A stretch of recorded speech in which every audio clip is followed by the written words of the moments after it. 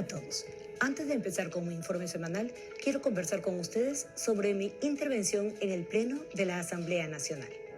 donde el error de los abogados, por la premura del tiempo, es creer que todo puede ser claro para quienes nos escuchan, y no citar la fuente, que lamentablemente por el desconocimiento del tema por parte de muchos, y en otros casos por tratar de defender una tesis equivocadamente por parte de otros, ha llevado a burlarse de un método real que lamentablemente se realiza en el mundo entero. A veces consta en las voces de quienes defienden el aborto, pero cuando consta en las voces de quienes ellos consideran contrario, no les gusta escucharlo. La inyección de cloruro de sodio, nombre genérico, o solución salina en el vientre de una mujer embarazada, para estimular las contracciones uterinas en el vientre después de las 12 semanas de gestación e inducir al aborto, existe como uno de los métodos médicos invasivos y menos seguros, pues su tiempo es más prolongado para completar el aborto, tal como consta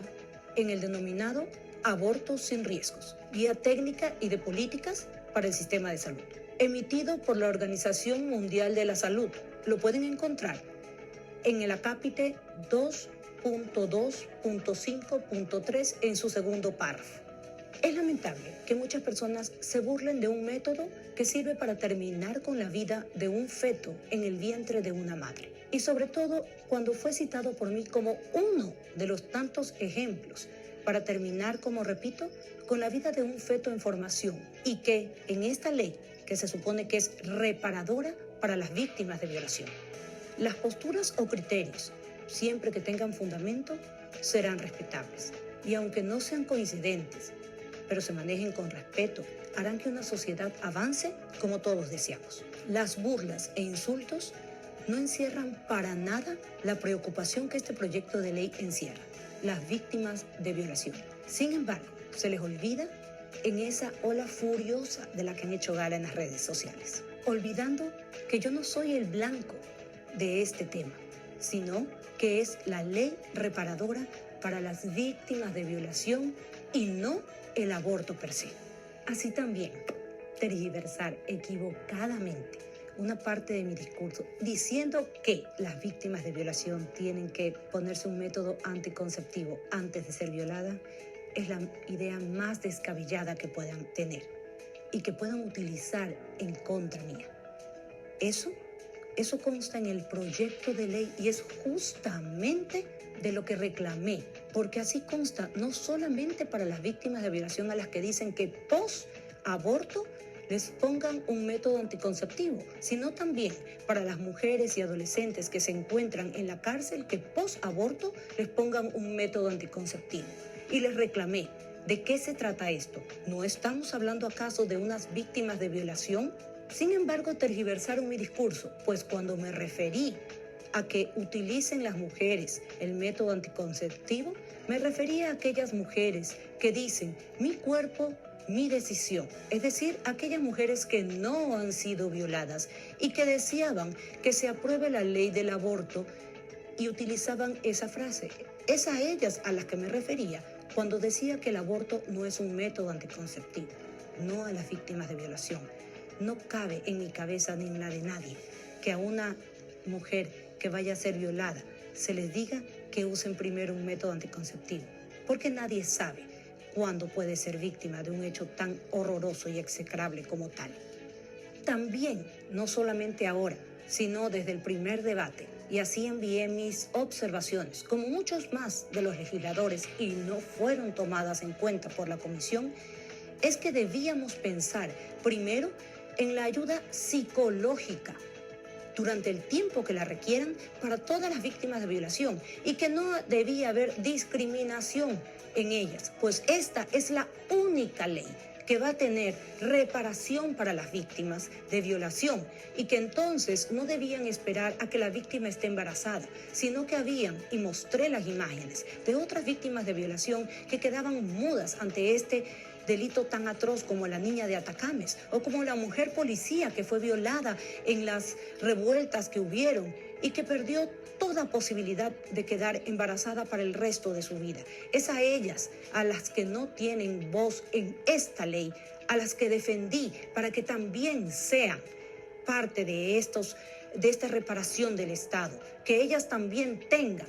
una ayuda psicológica permanente, que tengan esta reparación del Estado, que tengan esta ayuda médica para reconstruir médicamente sus cuerpos que quedan destrozados. Y por qué no también a los niños que son tan pequeños, a los adolescentes que también son violados y que no tienen el derecho de una ayuda psicológica, de una reparación de sus cuerpos, porque en la violación quedan destrozados totalmente. Es eso a lo que me refería con no discriminar a las víctimas de violación, porque es de ellos de los que estamos tratando, las víctimas de violación. No estamos hablando del aborto, sino de las víctimas de violación y de cómo ayudarlos. Yo no estoy de acuerdo con que ninguna persona, ninguna mujer que ha pasado por un delito tan horroroso como es una violación, que no se olvidará jamás en su vida, ni siquiera con un aborto, tenga que terminar en la cárcel. Jamás estaría de acuerdo con ello. Pero también creo que el horror más grande de ellos, y lo sé porque trabajo y visito y estoy con personas que han sufrido de este delito execrable, es que su mayor terror es que el violador las vuelva a buscar. ¿Y eso por qué? Porque las penas que hay para ellos son irrisorias.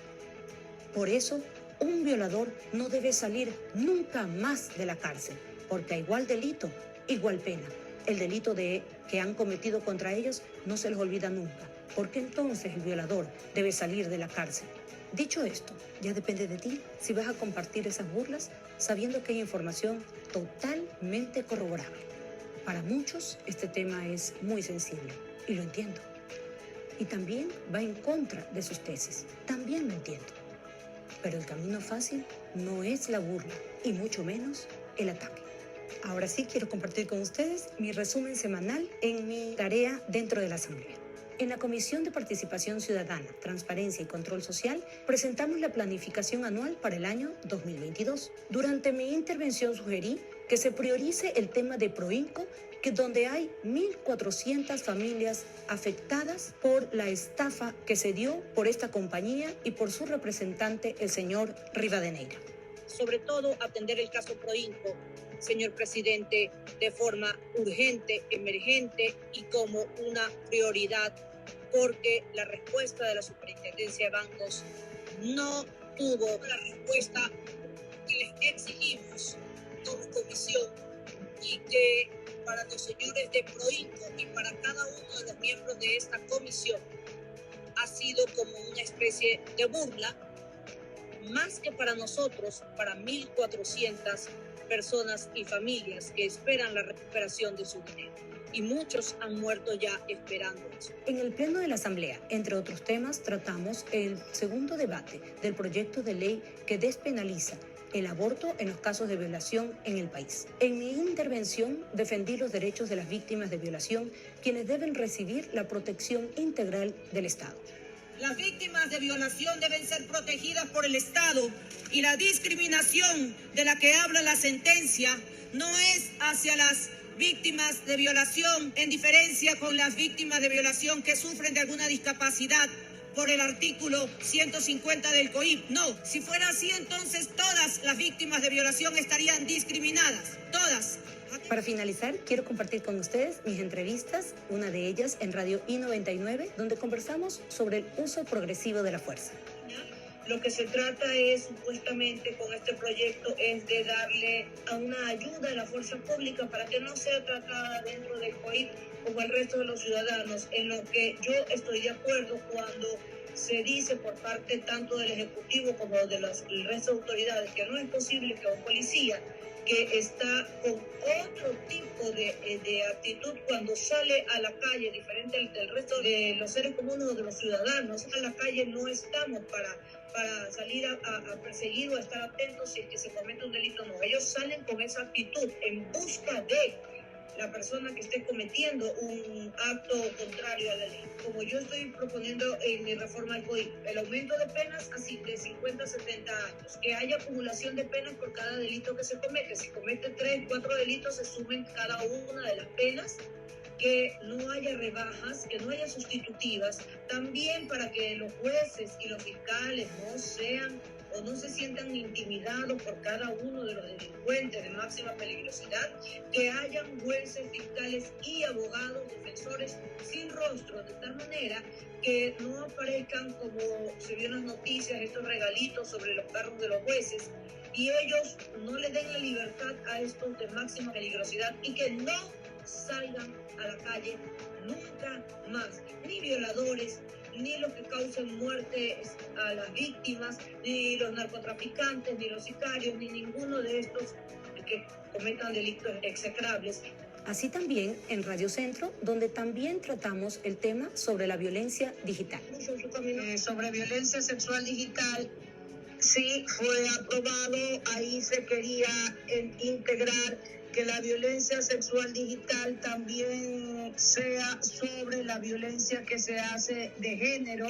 contra las mujeres a las que a diario no solamente las agreden sexualmente, sino que también las agreden con un vocabulario agresivo y soez, sin causa y sin nada, que también se incluye la violencia de todo tipo en las redes sociales, pero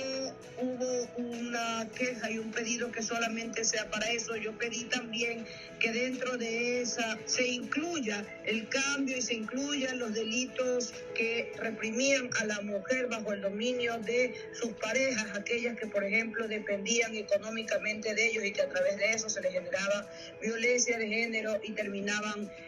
a través de esta al lado de sus agresores y muchas veces por eso muertas. También la violencia que se generaba, el acoso laboral, y el Ejecutivo dijo que no, porque eso ya estaba en otras leyes, aprovechando que si era violencia digital había que incluir todo el acoso que se hace en las redes sociales, no solo de tipo sexual, sino el acoso verbal, el acoso con insultos, el acoso a través de cuentas anónimas, pero no lo quisieron incluir. Además, quise aprovechar la oportunidad de expresar mi solidaridad con cada una de las familias que perdieron a sus seres queridos y también las pérdidas que tuvieron por el aluvión sufrido en Quito, en La Gasca, así también como las pérdidas que han tenido en otras provincias.